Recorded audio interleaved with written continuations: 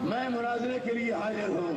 اعوذ باللہ من الشیطان الرجیم، بسم اللہ الرحمن الرحیم۔ وَإِذَا قِيلَ لَهُمْ لَا تُفْسِدُوا فِي الْأَرْضِ قَالُوا إِنَّمَا نَحْنُ مُصْلِحُونَ۔ پروردگار عالم قرآن مجید میں ارشاد فرماتا ہے کہ جب ان سے کہا جاتا ہے کہ زمین پر فساد برپا نہ کرو تو وہ لوگ کہتے ہیں ہم تو فقط اصلاح کر رہے ہیں۔ تو یہ آیت آج کے زمانے میں اگر کوئی اس آیت کا مصداق ہے تو وہ اشرف جلالی ہے۔ اس نے رسول اللہ کی صدیقہ بیٹی کی شان میں گستاخی کی، اور گستاخی کرنے کے بعد جب ہمارے علماء نے اسے چیلنج کیا کہ آپ آئیں، آپ مناظرہ کریں، تو آپ فرار اختیار کر گئے، اور پھر بعد میں کہتے ہیں کہ آئیں مناظرہ کریں۔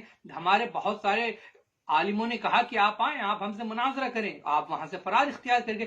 آپ کی مثال اس گیدڑ کی سی ہے کہ جو جب شیر اس کے سامنے آتا ہے تو وہ شیر کو دیکھ کر فرار اختیار کر جاتا ہے، اور جب بہت دور بھاگ کر وہاں سے پہنچتا ہے تو دور سے آواز لگاتا ہے، چیختا ہے، چلاتا ہے، جب شیر قریب آتا ہے پھر وہاں سے فرار اختیار کر جاتا ہے۔ اور آپ جب جیل میں بند ہوئے اس کے بعد ابھی مجھے کسی نے ایک ویڈیو بھیجی کہ آپ جب جیل سے چھٹے آپ نے کہا کہ میں علماء قم، علماء تہران، علماء نجف سے مناظرہ کرنے کے لیے تیار ہوں۔ آپ کیا مناظرہ کریں گے؟ دیکھیں، ہم نے جو بھی ہم بولتے ہیں ہم آپ ہی کی کتابوں سے بولتے ہیں۔ آپ پہلے اپنی کتابوں کی خبر تو لیجئے۔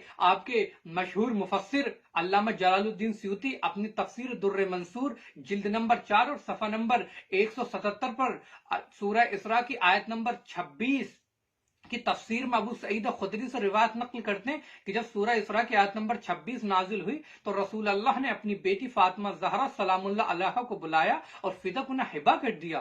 اور اس کے بعد آپ کی مشہور کتاب میزان الاعتدال کی جلد نمبر 2 اور صفحہ نمبر 288 پر روایت نقل ہوئی کہ جب سورہ اسراء کی آیت نمبر 26 نازل ہوئی تو رسول اللہ نے فدق اپنی بیٹی جناب سیدہ کو ہبہ کر دیا۔ اور آپ کی ایک اور مشہور کتاب کنز العمال جلد نمبر 2 اور صفحہ نمبر 157 پر روایت نقل ہوئی کہ جب رسول اللہ نے یہ سورہ اسراء کی آیت نمبر 26 نازل ہوئی تو رسول اللہ نے فدق اپنی بیٹی جناب سیدہ کو ہبہ کر دیا۔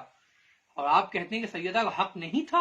آپ ہی کی کتابیں ہیں، اور آپ کے بہت ہی زیادہ مشہور و معروف عالم دین ابن ابی الحدید معتزلی جنہوں نے شرح نہج البلاغہ لکھی ہے، انہوں نے کیا لکھا؟ شرح نہج البلاغہ میں وہ لکھتے ہیں جلد نمبر 4 اور صفحہ نمبر 78 پر، کہتے ہیں کہ میں نے اپنے استاد سے، وہ کہتے ہیں کہ میں بغداد میں پڑھتا تھا، بغداد کے مدرسے میں وہاں کے استاد تھے جن کا نام تھا علی بن فاروقی۔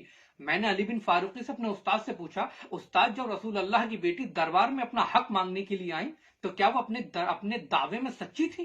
کہا میرے استاد نے کہا ہاں وہ سچی تھی۔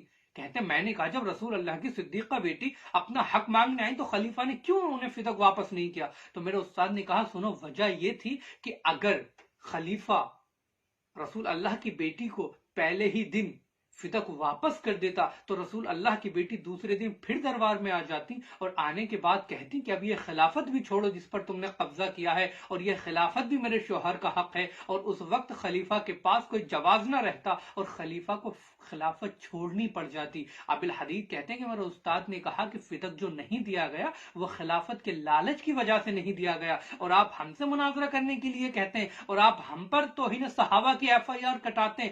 آپ اپنی کتابوں کی خبر لیجئے، آپ اپنے عالم دین ابن ابی الحدید کے خلاف ایک FIR درج کرائیے، آپ اپنے عالم دین علامہ جلال الدین سیوطی کے خلاف FIR درج کرائیے، آپ اپنی کتاب کنز العمال کے خلاف تھانے میں جائیے اور FIR درج کرائیے، کہیے یہ توہین صحابہ کر رہے ہیں۔ آپ ہی کی کتابیں ہیں، ہماری تو کتابیں نہیں ہیں۔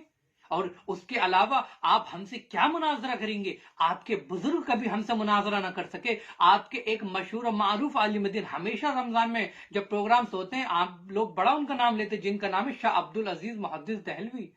شاہ عبد العزیز نے شیعوں کے خلاف ایک کتاب لکھی تھی، بڑی مشہور و معروف آپ کی کتاب ہے جس کا نام ہے تحفہ اثنا عشریہ۔ اس کے جواب میں، اس کی رد میں ہمارے ایک عالم دین جن کا نام ہے علامہ میر حامد حسین، انہوں نے ایک کتاب لکھی جس کا نام تھا ابقات الانوار۔ جب انہوں نے وہ کتاب لکھی آج تک تم اس کتاب کا جواب نہیں دے سکے، ہم نے تمہارے رد میں لکھی، اور اب ہم آپ سے چیلنج سے کہتے ہیں کہ آپ اپنے تمام علماء کو جمع کیجئے، اور جمع کرنے کے بعد آپ اس کتاب ابقات الانوار کا جواب دیجئے۔ قیامت تک آپ جواب نہیں دے سکتے، اور میں نجف اشرف کا سب سے چھوٹا طالب علم ہوں، میں آپ کو چیلنج کر کے کہتا ہوں کہ آپ کو اگر فدق پر مناظرہ کرنا ہے آپ ہم سے کریں آن لائن مناظرہ، آپ کو کچھ آتا ہی نہیں ہے اور آپ جانتے سب ہیں. آپ کی مثال شیطان کی عزازیل کی طرح ہے.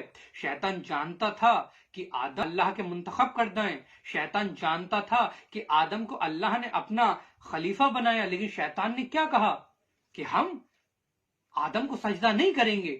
ویسے ہی آپ جانتے ہیں فضائل اہل بیت، لیکن آپ شیطان کی طرح ہیں. اور جب بھی آپ لوگوں نے اہل بیت کی شان میں گستاخی کی، دشمنی ظاہر کی، تو مجھے افسوس نہیں ہوا، اس لیے کہ حاشیہ نہج البلاغہ میں ایک واقعہ لکھا ہوا ہے. واقعہ یہ ہے کہ ایک شخص مارکہ صفین، جب جنگ صفین ہوئی، ایک شخص مولا کے پاس آیا. آنے کے بعد کہا، مولا علی کے پاس آتا ہے، آنے کے بعد کہتا ہے، مولا میرا بھائی تھا جو اس جنگ میں آپ کے ہم رقاب ہو کر آپ کے دشمنوں سے جنگ کرنا چاہتا تھا، لیکن مولا اس کی طبیعت بہت خراب ہے، وہ شدید علیل آ نہیں سکا. مولا نے فوراً کہا، کیا ہم سے محبت کرتا ہے؟ کیا ہماری ولایت کا اقرار کرتا ہے؟ اس شخص نے کہا، ہاں مولا آپ سے محبت کرتا ہے، آپ کی ولایت کا اقرار کرتا ہے. مولا نے کہا، وہ آج اس جنگ میں، اس مارکے میں ہمارے ساتھ ہے. اور مولا نے کہا، فقط وہی نہیں، جو بھی مومن جو ہم سے محبت کرتا ہے، ماؤں کے رحموں میں ہے، اور جو ہم سے محبت کرتا ہے، وہ قیامت تک جو بھی ہم سے محبت کرنے والا پیدا ہوگا، وہ آج اس مارکے میں علی کے ساتھ ہے، حاکم شام کے مقابل. اور مولا نے کہا، سنو، فقط اتنا ہی نہیں کہا. مولا نے پھر کہا، مولا نے کہا، سنو، جو ہم سے دشمنی رکھے اور جو ہماری ولایت کا انکار کرے، وہ قیامت تک چاہے وہ ماؤں کے رحموں میں ہو، وہ حاکم شام کے ساتھ ہیں. تو اشرف جلالی، آپ حاکم شام کے ساتھ ہیں، آپ کیا ہم سے مناظرہ کریں گے؟ آپ لوگوں کو کچھ آتا نہیں ہے، اور اصلاً آپ رسول اللہ سے دشمنی رکھتے ہیں. آج جس کے لیے رسول اللہ نے کہا کہ میں کچھ نہیں چاہتا، جن کے لیے رسول اللہ نے کہا میں آپ سے کچھ نہیں چاہتا مگر یہ کہ تم میرے اہل بیت سے محبت کرو، لیکن آپ نے اہل بیت کو فراموش کر دیا.